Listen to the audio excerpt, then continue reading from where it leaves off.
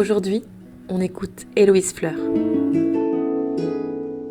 Alors, bonsoir. Bonsoir.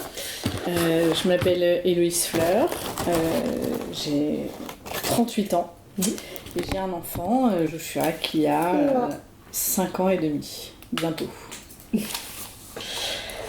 Donc 5 ans et demi, ok. Tu as allaité combien de temps, Joshua ? J'ai allaité Joshua jusqu'à ses 8 mois. D'accord. Est-ce que tu avais un objectif de durée ? C'était le maximum possible. J'aurais aimé faire plus, mais j'ai recommencé le boulot et que c'était déjà hyper contraignant. D'accord. Parce que pendant un moment, j'ai arrêté d'allaiter. Donc j'avais plus de lait. J'ai recommencé à relancer la machine, ça avait été assez compliqué. D'accord. Et avec le boulot, etc., retirer du lait, ça allait être trop galère, donc j'ai arrêté à 8 mois. Ok, d'accord. Qu'est-ce qui t'avait donné envie d'allaiter ? Alors, qu'est-ce qui m'a donné envie ? J'avais envie, j'avais envie. Parce que j'avais pas envie de lui faire déjà gober des trucs pas naturels. C'était... Ouais, enfin je sais pas, on est fait pour ça quoi, donc pour moi c'était naturel d'essayer de l'allaiter naturellement. J'ai intégré, alors comme il était crevette, il fallait que je tire mon lait en plus de l'allaiter, enfin c'était vraiment une bonne galère au début. Et j'ai intégré quand même des laits, mais des laits bio et de brebis, enfin des trucs, pas des formules chimiques quoi, de supermarché. J'avais envie, je sais que c'est mieux pour leur métabolisme, c'est mieux pour leur défense immunitaire. Voilà, il s'est révélé que c'est aussi très très pratique. Une fois que c'est mis en place... Pourquoi du coup c'est aussi pratique ? Bah t'as pas de logistique à part sortir ton sein quoi. Ouais, voilà. T'as pas à penser à amener des biberons, enfin voilà, c'est très pratique. Du coup tu pouvais emmener Joshua partout. Je l'ai emmené partout avec moi et puis t'as rien à prévoir quoi. Et la décision d'allaiter, c'est vraiment toi qui l'as prise toute seule ou c'était avec le papa ? Oh c'est que moi. C'est que toi ? Oui, c'est que moi. Lui, il était pas trop réticent. Lui, il était plus allaitement artificiel. Hein. D'accord. Pas du tout, voilà. Et puis comme il m'a vu galérer, ouais. Il m'a jamais soutenu, moi, après, tu vois. Tu sais que c'était très compliqué de garder mon fils, mais... non, au contraire, lui, sa famille, tout le monde me disait « Arrête, pourquoi tu te fais ce mal-là T'as vu ta tête tu te prendrais moins la tête, tu ferais des grandes nuits, tes machins... » Et donc du coup là, à ce niveau-là, c'était vraiment une décision seule. D'accord. Et est-ce que tu peux me décrire justement à peu près comment ça s'est passé, quels sont les problèmes qu'il y a pu avoir ? Alors moi dès le début, je suis été tout petit, donc on est resté à la maternité un peu plus longtemps parce qu'il a fait une jaunisse, et puis il était vraiment crevette, et il prenait pas le sein. Donc après, moi j'ai eu des sages-femmes tout de suite très cool, même des infirmières et tout, qui m'ont fait acheter des embouts, qui m'ont vachement aidée. Ensuite ça mettait du mal à se mettre en place, même à tirer le lait c'était galère. Enfin moi j'étais en fait je devais allaiter toutes les 2 heures. Et tirer mon lait en même temps parce qu'en fait il n'arrivait pas à prendre assez. Bien sûr. Naturellement. Et avec le bout de sein. Que ce soit même avec mon sein ou avec le bout de sein il n'arrivait pas à prendre assez, donc il fallait que je tire en même temps. Donc en fait en gros je passais 3 quarts d'heure à me tirer du lait, une demi-heure à l'allaiter, il fallait remettre ça l'heure d'après, enfin même pas l'heure d'après. Je faisais que ça quoi. Et je suis allée au CHU est-ce qu'ils m'ont vraiment aidée Oui et non, ils m'ont dit de poursuivre, des fois quand j'avais le doute, ils m'ont dit de poursuivre, mais après j'ai pas mal géré le truc toute seule. Après j'ai quand même été avec des gens, moi j'entends des nanas qui ont cherché de l'aide pour de l'allaitement et tout machin, qui se sont retrouvées face à des murs de personnes leur disant ça sert à rien ou machin. Moi ça a jamais été le cas. Après on m'a pas forcément aidée, mais on m'a jamais dissuadée. Enfin je veux dire dans le corps médical jamais, c'est plutôt l'entourage. Et voilà, après on m'a donné des pistes que j'avais à utiliser ou pas utiliser, mais voilà. Une fois que j'avais le tire-lait, les embouts, c'était à moi et Joshua de nous caler quoi. Et du coup, est-ce que tu avais aussi regardé sur internet ou des lectures ou quelque chose pour t'aider, ou tu t'as fait confiance que Non, forcément je me suis renseignée, alors maintenant tu sais ça passe vite, on se rappelle plus trop, mais oui, moi quand j'étais enceinte j'ai passé mon temps à regarder les trucs, comment il fallait que je fasse, comment... voilà, mais une fois que t'arrives sur le truc, moi je pensais que c'est con, mais qu'on donnait le sein et que ça allait fonctionner. Enfin, tu vois pas pourquoi ça fonctionnerait pas. Oui. Voilà, déjà après moi j'ai une grossesse hyper compliquée et tout, donc il n'y avait pas de raison, et puis je me suis dit, enfin voilà, Donc ouais, j'ai dû regarder à droite à gauche, probablement sur internet, j'ai dû traîner, même me connaissant, c'est même très sûr que j'ai dû faire ça. Voilà, et puis j'ai dû bien voir que j'étais pas la seule à galérer et qu'il fallait que je m'accroche, quoi. Mais après, une fois que c'était parti, quand c'était parti, c'était génial, quoi. Et ça a mis combien de temps à bien partir? Ça a été long, ça a pris au moins 2 mois. Au moins 2 mois, ouais. C'est quand même... Au moins 2 mois. Ah mais j'ai galéré. Ouais. Ça a été vraiment dur, enfin, j'étais vraiment...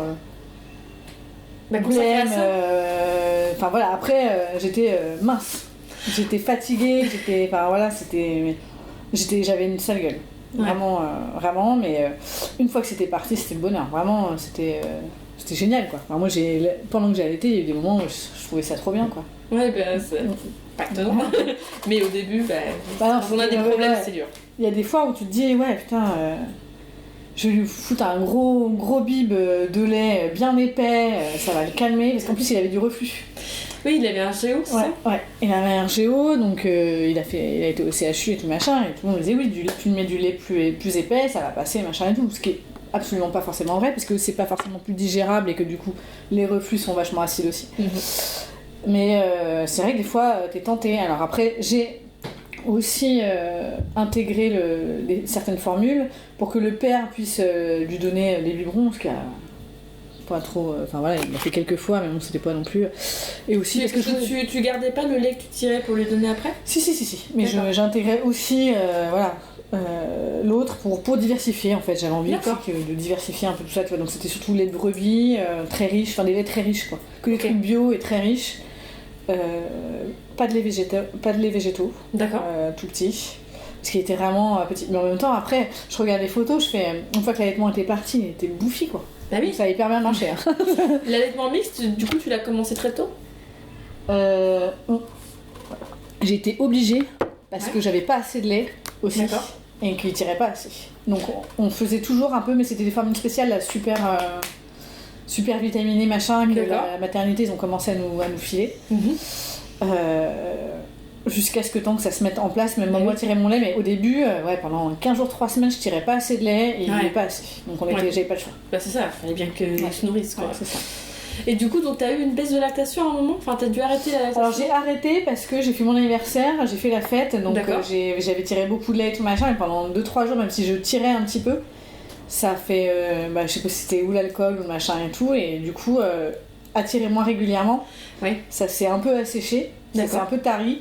J'ai réussi à relancer la machine, mais non sans mal. T'as mis combien de temps ? J'ai dû mettre une semaine. Ah, mais donc ça va. Mais ça, après, ça paraît long. Ouais, dans le rythme et tout, tu casses tout ton truc et recommencer, et aussi psychologiquement te dire que tu dois recommencer le truc du début et machin et tout. Je pense que ça a joué un petit peu, mais bon, tu vois, c'est reparti puisque c'était en février. Joshua est né en juillet. Ouais, j'ai refait 1 mois derrière, et puis je crois que j'ai retravaillé en mars, début avril. D'accord. Et c'est à ce moment-là qu'en fait j'ai arrêté. Ouais, mais t'as quand même pu relancer 1 mois, donc c'est pas mal. Ouais, c'est ça, c'est à peu près ça. Comment est-ce que tu donnais ton lait ou le lait artificiel ? C'était avec un biberon normal ? Ouais, il n'y avait pas... Non. D'accord.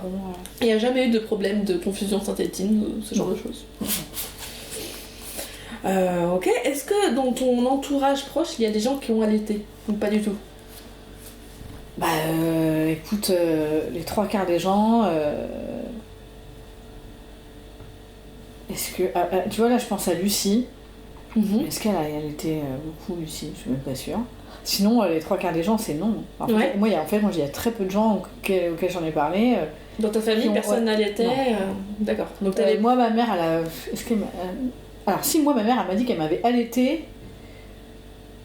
Moi, elle m'a dit qu'elle m'avait allaité, ma mère. Après, tu vois, j'ai 2 frères et sœurs, et elle a lâché l'affaire. Donc ça s'est peut-être mal passé ou... C'était contraignant. Elle m'a dit que c'était contraignant et tout, machin. Mais je crois que pour moi, elle a allaité. D'accord. Il me semble qu'elle a allaité pour moi. Et du coup, t'avais personne pour en parler, à contacter, tout ça, voilà, d'accord. J'en ai parlé avec personne, ça vraiment... toute ma grossesse et la première année de vie de Joshua, j'ai été très solitaire. Enfin, très D'accord. seule. Même pas solitaire, Et seule, oui. seule, vraiment seule. Ouais. Même si t'avais voulu, t'aurais pas trouvé forcément quelqu'un. Absolument pas. Bah après, c'était aussi la situation dans laquelle le père m'a mise, puisqu'il m'avait Oui.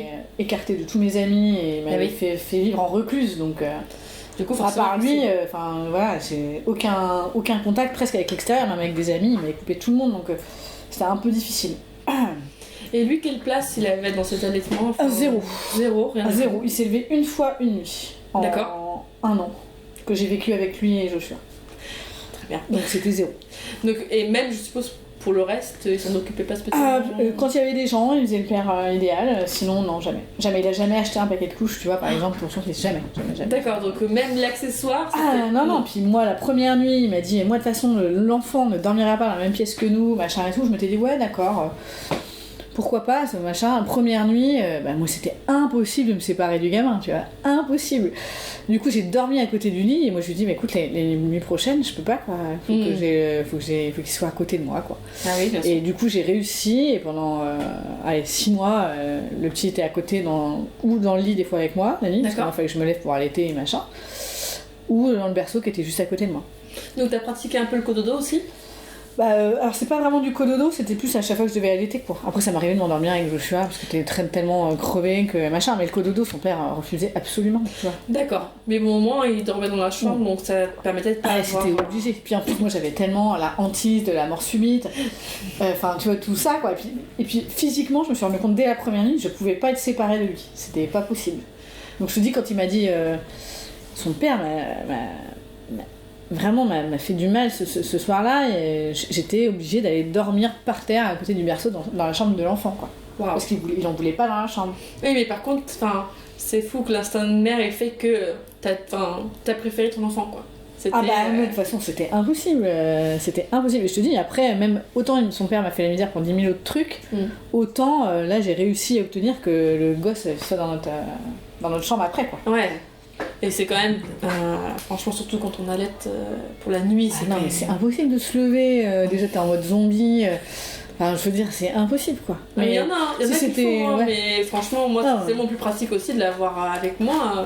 Bah oui, mais si c'était à refaire, je prendrais même limite, je ferais le lit. Oui. Enfin voilà, le vrai cododo. Le vrai cododo, nous on avait même un berceau cododo qui s'ouvrait sur un c'est ça. Ça, j'avais juste à la tirer, hop, je la remettais, puis voilà. Ouais, parce que moi, quand même se lever, le machin, le bidule, enfin ouais, non, si c'était à refaire, je n'en ferais pas de la même façon. Et au moins, t'es sûr qu'il se rendort, voilà, t'as pas besoin, t'as pas l'instant fatidique de je vais le poser, il va peut-être pleurer. Ouais, puis je pense que même, on se rend pas compte, mais que ce soit l'enfant ou même les parents, inconsciemment, c'est plus rassurant qu'il soit à côté, quoi. Bien sûr. Et tout le monde se calme. Il y a aussi une histoire de respiration, il se cale sur notre respiration, on se cale un peu sur la sienne et tout. Et c'est très bénéfique. De toute façon, il paraît, je crois qu'il y a des études là-dessus, qu'il y a moins de morts subites quand les enfants dorment dans la chambre des parents. Oui, il y en a moins parce qu'effectivement, ils se calent sur la respiration, et en fait, parce que la respiration, c'est semi-automatique, c'est pas automatique. Donc en fait, ils peuvent oublier de respirer au début. Donc ça limite beaucoup les risques de garder... Je crois que c'est préconisé au moins les 3 premiers mois, et si possible les 6 premiers mois dans la chambre. Pour limiter les risques. Mais en fait, je me rappelle que. Je suis en train de me rappeler que. Non, parce qu'on a été. Comme il avait un RGO, au bout de 15 jours qu'on est revenu à la maison, il faisait des apnées. Donc c'est ça aussi qui m'a aidée au fait de pouvoir le garder dans la chambre avec moi. Sinon, parce que le père était quand même pas très pour. Ah bah là c'est impossible, on peut pas laisser un enfant qui fait des apnées. Et bon, comme lui il l'avait vu faire des apnées, il l'avait entendu, il l'avait dans les bras, il l'a vu faire, qu'il faisait vraiment des apnées, il a fait oh là là, il a eu peur aussi, donc du coup c'est pour ça qu'il nous a autorisé à garder l'enfant dans la chambre. Merci mon Seigneur. Mais bon, non c'était... donc à part les problèmes que tu as déjà cités d'allaitement, est-ce que tu as eu des problèmes de crevasse, d'engorgement ou ce genre de choses, des douleurs Ouais, alors qu'est-ce que j'avais eu? Ouais, j'avais eu, comment on appelle ça là? Comment ça on appelle? Un abcès ou... Non, c'était pas un abcès, mais j'avais l'aréole là, défoncée. Une crevasse? Mais c'était pas vraiment une crevasse, comment ça s'appelle? Ou une mastite? Une mastite, ouais. Ah oui, encore plus, là c'est... une mastite, mais c'était pas dramatique. C'était géré rapidement. Ah oui, ça c'est vite parti, bon c'est bien. Parce que ça peut être vraiment très très douloureux, donc... ok. Est-ce que tu as été justement confrontée à des commentaires concernant ton choix d'allaiter? Bah oui, alors pas dans le sens t'allaites, t'es une beatnik ou j'en sais rien, mais c'était tu t'aimes bien souffrir, t'aimes bien te faire du mal. D'accord.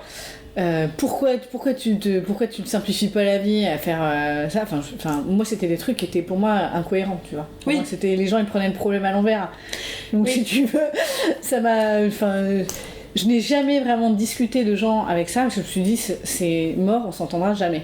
Non, parce qu'on peut pas se comprendre, parce que les gens qui n'ont pas allaité savent pas ce que c'est. On ne peut pas se comprendre. Et les gens qui n'ont pas donné de biberon ne savent pas ce que c'est non plus. Après, moi, je sais que une amie, qui est la tante de Joshua, elle m'a dit, elle a essayé, en fait c'était pas pour elle. Donc je respectais ce truc-là, machin et tout, mais... c'est qu'il y a beaucoup de gens aussi qui essayent un petit peu, puis si ça arrive pas du premier coup, deuxième coup, ils lâchent l'affaire, tu vois. Oui, mais parce que c'était pas si important pour eux. Ouais, voilà. Mais donc voilà, pour moi, comment deux mondes différents, et que voilà, pour moi, il n'y aurait pas de compréhension. Je savais très bien comment ça se finirait la discussion. J'ai jamais essayé. Voilà, je disais non, je veux faire ça, voilà, maintenant tu dis ce que tu veux, machin. Mais j'ai eu ce genre de remarque, pourquoi tu fais ça, t'as vu ta tête, si tu veux bien dormir, tu lui fous une grosse dose de ça. On m'a même dit, tu lui fous des biberons d'eau, on allait se coucher, comme ça lui remplit le bide, machin. J'ai à peu près eu tout. Et moi, pour moi, c'était même, tu le laisses pleurer, tu vois, c'est un peu quand tu rapproches au truc de tu le laisses pleurer. Moi, c'est des trucs, j'étais là, mais non, mais ça n'est pas possible. Enfin, quand dans mes tripes, même si j'essayais, tu vois, ça m'arrivait. Forcément, t'es obligé au bout des fois de laisser 10 minutes, 15 minutes pleurer, mais dans tes tripes, moi je savais que c'était pas naturel de laisser un gamin pleurer, tu vois, même si tous les gens te disent, mais moi une fois j'ai, la sœur de machin, quand elle était petite, elle nous faisait chier, on l'a laissé toute une nuit pleurer, elle a plus jamais pleuré de sa vie. Bon, après tu me dis, bon, quand je vois la personne, je me dis, bon, t'es pas très saine et tout machin, mais bon, moi, chacun fait ce qu'il veut, tu vois, mais pour moi c'est pas naturel. Enfin, je veux dire, si tu t'écoutes et que t'écoutes, t'essaies d'avoir un peu d'empathie et de sensibilité, c'est pas comme ça que ça fonctionne. Donc, tout le monde aura toujours un truc à dire. Sûr. Surtout sur tout ce qui touche la maternité, et tout le monde a son avis, son petit truc à dire. Mais c'est vrai que du coup, pendant cette période-là, les gens que je voyais le plus, puisque mes parents n'étaient pas du tout autour ni présents, ni j'avais zéro famille présente vraiment avec moi, c'était la famille du père de Joshua. D'accord. Et eux, c'était effectivement tous mes choix étaient pas bons. D'accord. En plus, donc, ils étaient vraiment mauvais. Enfin, mauvais pour l'enfant ou... Ouais, non, mais c'était tu devrais le laisser pleurer, arrête d'être comme ça. Alors c'est pareil, j'ai eu aussi le coup mets-le assis, alors que moi c'était impossible de le mettre assis. Je sais que dès que j'avais le dos tourné, il le mettait assis, tu vois. C'était mais ils m'ont tout fait. Tu vois, tous les trucs que t'as, justement, tu dis la belle famille ou la famille qui a toujours un truc à redire, c'était exact, ils m'ont tout fait. Donc le mettre assis, le gaver ou de formule ou de flotte ou machin, c'est pour ça, moi c'était impossible de leur laisser le gosse trop longtemps. Passer 4 heures, c'était mort, tu vois, parce qu'il n'y avait pas moyen, quoi. Mon Dieu. Et du coup, donc pour toi, il y a quand même... allaiter, c'est quand même synonyme d'une certaine vision de l'éducation, de la maternité. Je pense que c'est pas juste un moyen d'alimenter, c'est une vision, c'est un rapport, comment tu commences la vie avec ton enfant. Ouais. C'est créer un lien. Tu crées un lien et puis tu... Déjà, alors je dis pas que les mères qui n'allaitent pas veulent pas le meilleur pour leur gamin, parce qu'encore une fois, il y en a, elles essayent, c'est pas pour elles, et que des fois, ça sert à rien de se forcer, tu vois. Mais bon, moi, c'est vrai que j'aurais pu abandonner l'allaitement, et pour moi, c'était hors de question, parce qu'encore une fois, c'est ce qu'il y a de mieux pour un enfant. Je veux dire, on est humain, on est des animaux comme les autres. Si on a des nichons, c'est fait pour ça. Je veux dire, initialement. Bien sûr. Non, mais c'est fou, mais des fois on est obligé de le dire, parce que moi j'ai eu des commentaires type non, mais moi je suis pas une vache, ou truc comme ça. Et j'en parlais, donc ma tante elle a allaité, elle dit ouais, bah moi quand on m'a dit ça, je dis bah si, on est des vaches. On est des mammifères, donc même principe, on doit allaiter nos petits, c'est pareil. Mais les nichons, c'est pas juste pour les films porno, tu vois, c'est au départ, ça sert à quelque chose, quoi. Mais ça c'est difficile, et puis du coup je suppose qu'il y a eu aussi peut-être un rapport avec ton conjoint de l'époque au niveau de la sexualité, etc. Ça le dérangeait ou... Alors, comme la situation était très compliquée, etc., c'est même moi qui voulais pas, je pense. D'accord. Après, c'est vrai que moi, j'ai eu déjà beaucoup de mal avec mon corps. J'ai perdu beaucoup de seins, moi, en allaitant. Qui ne sont jamais revenus. Ok. Et le père du petit me dénigrait déjà psychologiquement et même physiquement, que j'avais pas trop de désir à ce moment-là. Oui. Donc pour moi, ça n'a pas joué énormément parce que j'étais quelqu'un que je n'aimais pas. Oui, donc de toute façon. Donc voilà. Après, moi, ça a toujours été très compliqué parce que devenir maman, j'étais pas prête. Enfin, je sais pas s'il y a quelqu'un qui peut se dire être prêt et tout. Ouais, donc après. Moi, j'ai eu du mal tout de suite, en fait, quand tu deviens enceinte. Ouais. Les gens te regardent plus comme une personne, ils te regardent comme une maman. Ah oui. Déjà quand t'es enceinte. Ah, c'est beau, t'as la vie. Ouais, mais en fait, t'es plus Héloïse Fleur, t'es ou la copine de machin, ou t'es une meuf enceinte, tu vois, les gens ne te parlent plus comme avant. Ah bah oui, et puis s'autoriser des choses qu'ils font pas avec toi, normalement. Ouais, c'est... Et donc, du coup, moi qui ai toujours été un peu assez sociale et tout machin... et sociable, enfin là déjà je savais plus qui j'étais, tu vois, alors avec le père qui me rabaissait et tout machin, plus j'étais une maman, donc je savais plus qui j'étais, vraiment. Par contre là, c'était un peu difficile, c'est pour ça que dès que j'ai quitté le père du petit, j'ai fait un petit peu n'importe quoi parce que je voulais récupérer, tu vois, ce statut de femme et de personne à part entière et tout machin, quitte à aller dans des excès, tu vois. Ça va beaucoup mieux, même si tous les jours j'hallucine encore d'être maman. mais ouais, t'as ce truc de pas trop savoir qui t'es, quoi. Dans la société, aux yeux des gens qui t'entourent, t'as l'impression que ta personnalité a disparu. Ah oui. Et je pense que quand tu allaites, peut-être encore plus, parce qu'on te voit plus encore comme la mère nourricière.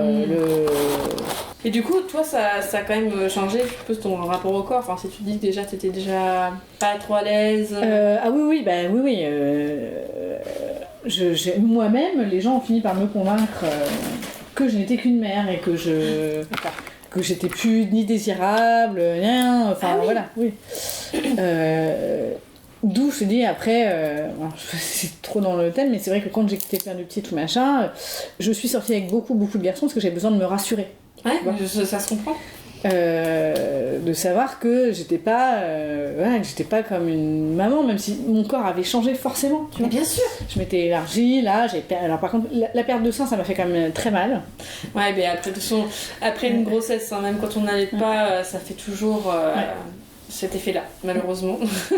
Bah après, moi je suis dégoûtée parce que ma mère et ma grand-mère ont des nichons énormes et ma mère ouais, ils ont des nichons mais énormes et ma mère n'avait pas de sein avant moi. Et c'est après m'avoir eu, après avoir ses enfants, que ses seins ont gonflé. Elle a gardé sa poitrine, quoi. Bah, elle a même pris la poitrine. Ah ouais. Alors que moi, c'est... C'était rétracté. Ça, c'est wouhou. Après, toi, t'as perdu beaucoup de poids. Alors, j'ai... Attends. J'avais pas de gros nichons avant, mais ils sont vraiment plus petits. Et après, moi, j'étais plus mince enceinte qu'avant d'être enceinte. J'ai perdu beaucoup de poids pendant ma grossesse. Parce que beaucoup de stress. Oui, bah, ça donnait aussi la situation que tu vivais. Et après le petit, alors à part la période d'anorexie, c'était vraiment la période de ma vie où j'étais dans les plus minces.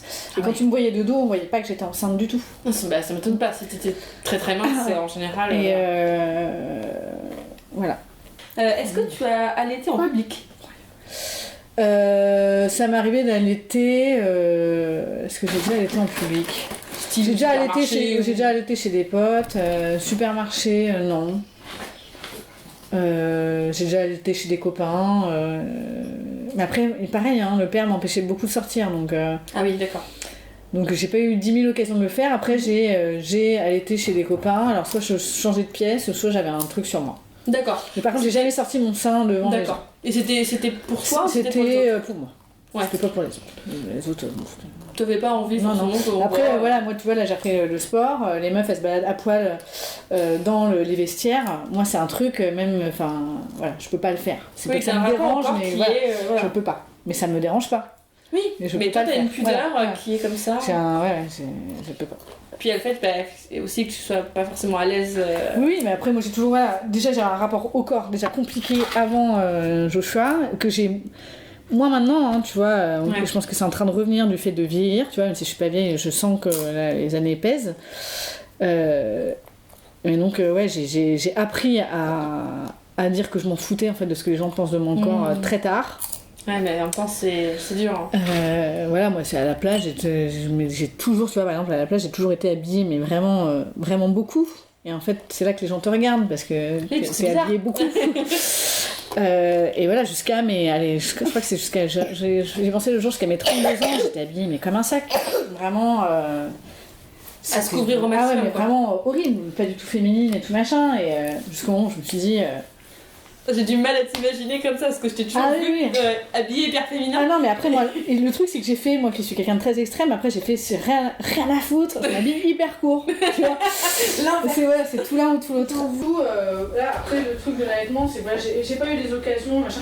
Je pense que si j'avais bu un bout de sein, ça m'aurait pas, voilà. C'est que j'ai pas eu plus d'occasions que ça. J'étais très isolée, en fait. Voilà, puis t'étais pas forcément non plus à l'aise avec l'idée de montrer à tout le monde. C'est ça. C'est un droit. Bon, j'allais te poser la question, est-ce que t'as donné ton lait au lactarium, mais étant donné que déjà t'avais pas assez pour... Non, bah non. je pense que c'était pas possible. C'était impossible. Impossible. Quelle a été la plus grande aide, du coup, pour ton allaitement? Qu'est-ce que t'as le plus la persévérance, moi-même. Toi-même, le fait que tu sois têtue et que t'es tenue jusqu'au bout. Moi, je voulais... Je me plus à avancer, enfin finalement c'était aussi un truc qui me raccrochait à... J'avais rien d'autre à faire en fait. Ouais. Enfin je veux dire, à part que mon gamin s'en sorte bien avec les meilleures possibilités de départ dans la vie. Ouais. J'avais pas d'autre leitmotiv, j'avais pas de boulot, j'avais pas d'ambition en vue. J'étais très isolée, donc je me suis jetée corps et âme là-dedans. D'accord. Vraiment. Donc c'est la persévérance. Après, c'est pas du tout ni les gens, ni... Non. Puis non. Après, c'est que moi aussi, par contre, j'ai un caractère... je suis très têtue, je me dis, ça va fonctionner. Donc il va falloir que ça fonctionne. Mais pour l'allaitement, souvent, il faut être comme ça. On dit que de toute façon, il faut au minimum 1 mois et demi pour que ça marche bien. Ouais, donc 1 mois et demi, c'est long. Ouais. Avec un enfant, surtout si il y a des débuts difficiles et tout ça. Ouais, et que t'es tout seul. Ouais. Et que t'es tout seul. Parce que toi, voilà. Mais c'est limite même pire que quand t'es une mère seule, parce que quand t'es tout seul avec quelqu'un, tu ressens encore plus la solitude, quoi. Surtout avec quelqu'un qui te coupe de ta famille, etc. C'est très compliqué, quoi. Ok. On a répondu un peu à quels étaient les avantages d'allaiter, mais est-ce que pour toi il y avait des défauts quand même au fait d'allaiter par rapport à donner un biberon? Je pense que le truc des nuits plus courtes, c'est pas un mythe, hein. Je veux dire, ça se digère plus facilement, donc ils reviennent au sein plus rapidement.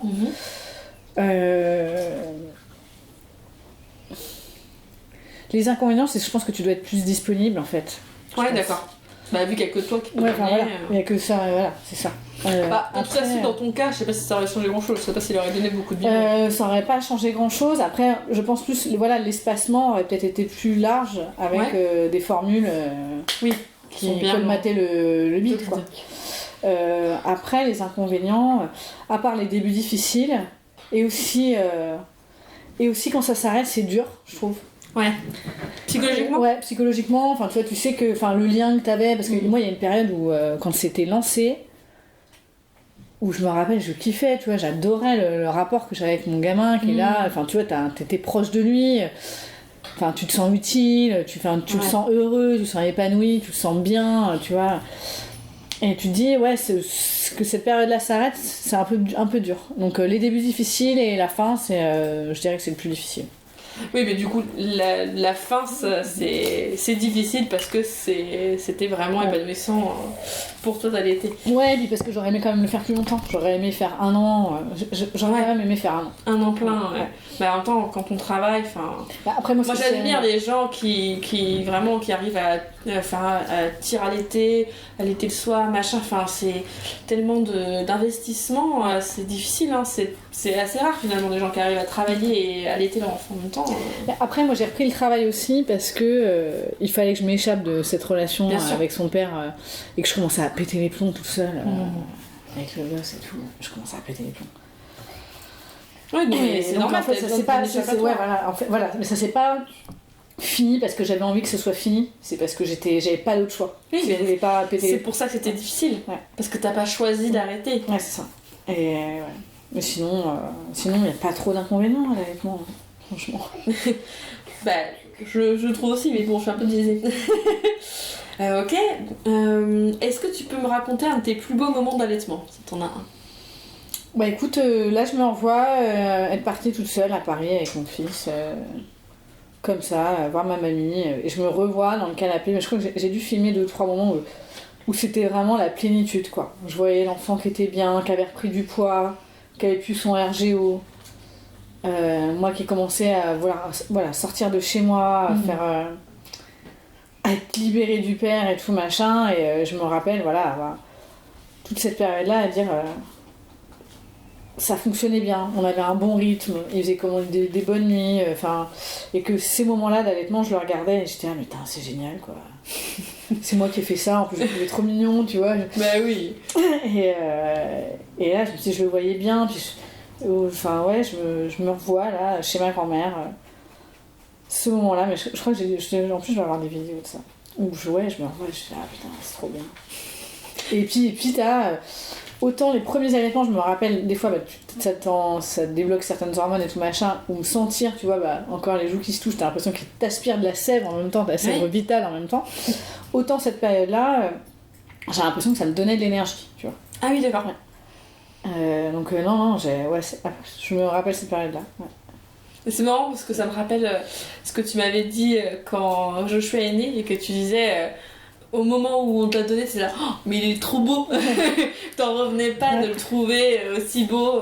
Bah ouais, et puis quand tu regardes les photos, après tu te fais, mais en fait, c'était pas si beau que ça, quoi. Ah, mais t'as un gros shoot d'hormones aussi, hein, qui fait que tu vois plus. Ouais, mais même, je me rappelle la première nuit, alors c'était une nuit où il y avait eu plein d'accouchements, il n'y avait plus de chambre de libre et tout, donc on était à 3 dans une piole avec les meufs qui étaient même pas une vraie piole d'accouchement,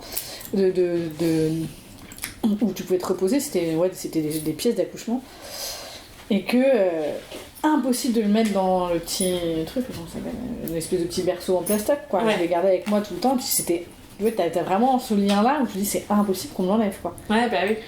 Et ça,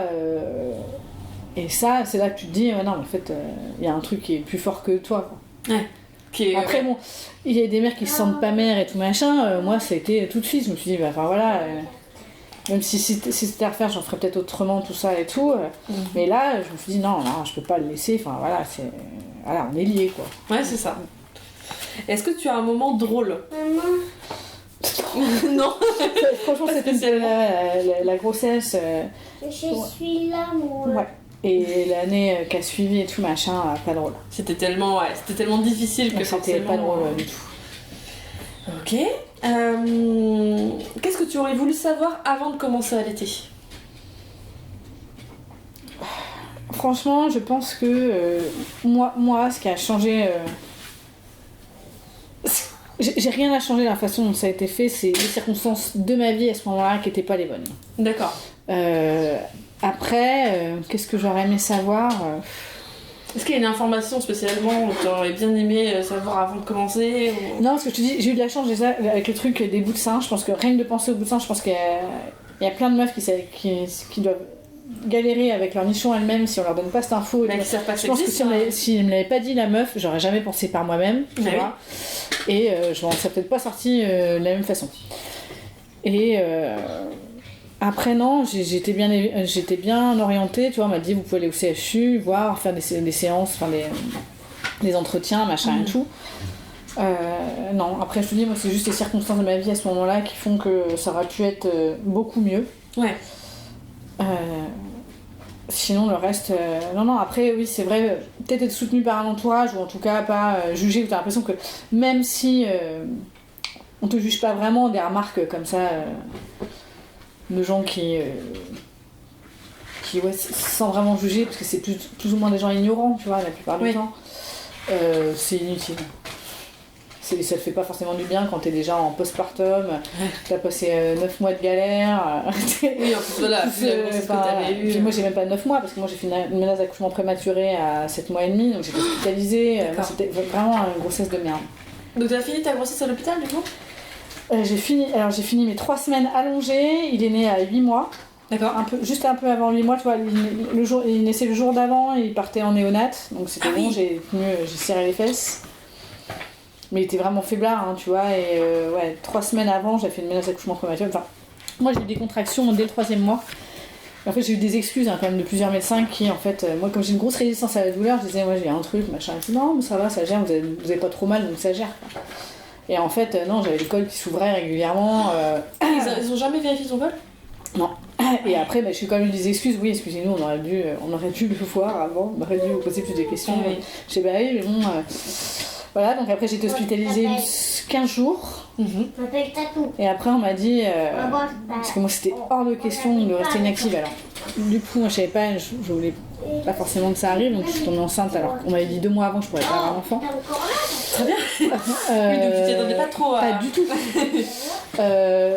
C'était une période où je faisais beaucoup la fête. D'accord. Où j'avais repris le sport. Okay. Où je fumais des clopes même en journée. Et là, on te dit de tout arrêter d'un coup. Donc j'étais extrêmement sur les nerfs, dans une relation qui ne m'allait pas du tout et tout machin. Donc ça, plus... Enfin voilà, il fallait que je me dépense, nanana, donc j'avais continué le sport, nanana. Quand on me dit... vous ne devez plus bouger, parce que c'est ça qui s'est passé, c'était donc j'étais à l'hôpital, et après vous rentrez chez vous, pendant 3 semaines, vous allez devoir être allongé. Ça a été le cauchemar. Ouais, non mais ça me donne pas. Cauchemar. Mais grâce à ça, j'ai pas tenu 3 semaines, j'ai tenu 15 jours, et puis un jour, mon chien, j'ai fait exactement le truc qu'on te dit. Et une journée, j'ai fait non mais c'est bon, faut que je fasse le ménage, j'ai fait tout le ménage, j'étais faire des courses. Et c'est vraiment le truc. La nidification. Ouais, et c'est vraiment passé comme ça. Et après coup, j'ai fait mais putain, mais t'as fait exactement le truc que t'as eu, mais au moment où j'avais pas pensé, tu vois, sur le coup. Ouais. Et toute la journée, mon chien m'avait suivi partout, nanana, il s'était mis en bas des escaliers. Je me suis levée la nuit pour aller pisser avant j'entends. Et puis j'avais la poche avait percé et tout machin, mais c'était. Tu l'as entendu percer ? Ah ouais, ça fait un gros hyper chelou. C'était hyper chelou. Et par contre, j'ai mis 24 heures à accoucher. Ouais, mais oui, ça m'étonne pas. Et ça a été très très long, il a fallu me crocheter en fait. Et je voulais pas de péridurale parce que moi je m'étais entraînée, j'ai fait du yoga pour pas du tout avoir de péridurale. Et quand j'avais fait ma menace d'accouchement prématuré, l'anesthésiste qui m'avait reçue m'avait dit mais madame, vous n'y arriverez jamais sans péridurale. Vu les contractions que vous avez là maintenant à 6 mois, vous n'y arriverez jamais. Je dis ah ouais c'est bon. Je t'imagine tellement. Tu me mets au défi. Et du coup à 22h. Après 22 heures où je suis arrivée au truc, ils me font vous voulez la péridurale ? Je fais allons-y. Ils me font la péridurale, sauf qu'en fait le fil s'était complètement emmêlé, donc la péridurale n'avait pas du tout fonctionné. Mais bien sûr. Et elle a fonctionné au moment où Joshua est sorti, j'étais dégoûtée. Génial. J'étais dégoûtée. Donc voilà. Donc rien ne s'est passé comme prévu. Mais je crois que c'est un peu quand même commun à beaucoup de maternités en général. On se prévoit tout un truc bien et puis ça se passe rarement comme c'est prévu. Mais là c'était quand même très très éloigné. Ah non mais là, c'était vraiment voilà. Bah, après il y a quand même des choses que j'ai réalisées. Tu vois, j'ai tout fait pour être plus zen quand même. Avec tout ce qui m'est arrivé, tu vois, j'ai fait du yoga, j'ai fait de la méditation pleine conscience, j'ai fait plein de trucs. Et j'avais quand même réalisé que voilà, je pourrais jamais être la mère idéale qu'on nous décrit, qui est calme, qui gueule pas sur son fils. Moi je suis pas comme ça. Je savais que je finirais par lui gueuler dessus et machin et tout.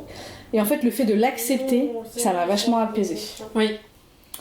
Je me suis pas culpabilisée, tu vois, et mine de rien, mais maintenant de le savoir, tu vois, je sais que je suis nerveuse, etc. Je ne gueule presque jamais dessus, hein, je suis finalement. Oui, parce que tu sais comment t'es. Et tu peux te préserver aussi en avance, te dire, bon, là, faut je sens que ça monte, donc faut que je sorte, tout machin, tu le connais, quoi. Ouais, et puis après, je sais que, voilà, je serai jamais la maman méga zen, qui parle tout le temps comme ça à ses gosses, qui dit jamais de gros mots. Voilà, et quand je vois Joshua, je me dis, putain, après tout ce qu'on a traversé, il est quand même plutôt équilibré, donc tu vois, finalement ça marche quoi. Ouais, je trouve que ça va, franchement, tu t'en es bien sorti. Cool, quoi. Donc, bah, surtout après, c'est comme tu dis, avec tous les problèmes que vous avez eus, franchement, c'est. Ouais, bon, moi, en fait, ce qui m'a hanté, c'était aussi pendant qu'il était dans le ventre, de lui refiler tout ce stress-là. Ah oui, mais alors ça, les enfants sont beaucoup plus résistants au stress que ce qu'on croit en fait. Ouais, mais je sais que je suis sûre qu'il a quand même ressenti beaucoup de choses. Ah, mais forcément. Certaines. Bien sûr. Tu vois, même quand. Là, il a des souvenirs de quand il avait 1 an, 18 mois, où son père, enfin, tu vois, il a balancé un téléphone. À ça de sa tête et tout machin, je sais qu'il a des souvenirs comme ça, des réminiscences de son père me hurlant dessus et machin et tout, tu vois. Bah c'est là aussi qu'on voit à quel point c'est traumatisant ce genre de choses, quoi. S'il s'en souvient alors qu'il était si petit, c'est quand même incroyable. Il a sorti au père d'un de ses copains à l'école. Et c'est la mère du copain qui m'a dit, tu sais, Joshua, il a dit à mon mec... maman elle a quitté papa parce que papa il la grondait très fort. Hein. Tu vois, c'est trop mignon comment c'est dit. Et le truc on n'a jamais discuté comme ça avec Joshua. Donc tu vois, c'est qu'il se rappelle quand même de trucs. Et moi j'ai quitté son père, il avait 1 an à peine et demi. Ouais, non, mais il avait 1 an et quelques. Il l'a très bien compris. Enfin voilà, il y a des choses, il n'y a même pas besoin d'en discuter. En plus, donc ça se comprend très bien. Quoi. Bon, bah écoute, on va faire les dernières questions. Alors, est-ce que tu pourrais donner un conseil à quelqu'un qui voudrait allaiter ? C'est pas forcément un conseil, c'est prévenir que ça risque d'être galère. Ouais. Ça risque d'être compliqué. Et il faut savoir être entouré. Moi, à la limite, je me dis, ça aurait été pas mal d'aller me renseigner avec des cercles de nanas qui allaitent aussi. Ou de maman, ou de plus m'ouvrir quoi. Bon après c'était pas évident à ce moment-là, mais un conseil c'est si on veut vraiment le faire, faut savoir que 1 fois sur 2 ça va être la galère, même 3 fois sur 4. Il faut s'accrocher parce que t'as des moments qui sont géniaux quand même. T'as vraiment des moments qui sont géniaux et puis que c'est quand même mieux pour les enfants. Enfin voilà, moi je pense que même si Joshua il est un peu faiblard et je peux plus voir, mais pour le moment. C'est pas faiblard. Non mais t'as eu des voiles, mais c'est parce que tu t'alimentais pas très bien quand t'étais petit aussi. Quand tu as commencé à manger, bon, c'est les enfants. Hein. Il est un peu palo et tout machin, mais c'est probablement c'est de ma faute parce que je vis un peu dans le noir. Mais Même pas mal. il est pas trop malade quoi. Il est pas trop malade, il a pas trop d'allergies. Bon après, tu peux avoir fait tout le truc bien et que ton gamin soit extrêmement malade tout le temps. Ah bah oui, non mais bien sûr. Mais je pense que ça joue et puis voilà, le lien que ça a créé, c'est irremplaçable. Ouais. Donc ça vaut le coup de ça vaut complètement le coup. Je te dis, moi, enfin voilà, les moments où c'était lancé, etc., c'était génial. C'était vraiment cool.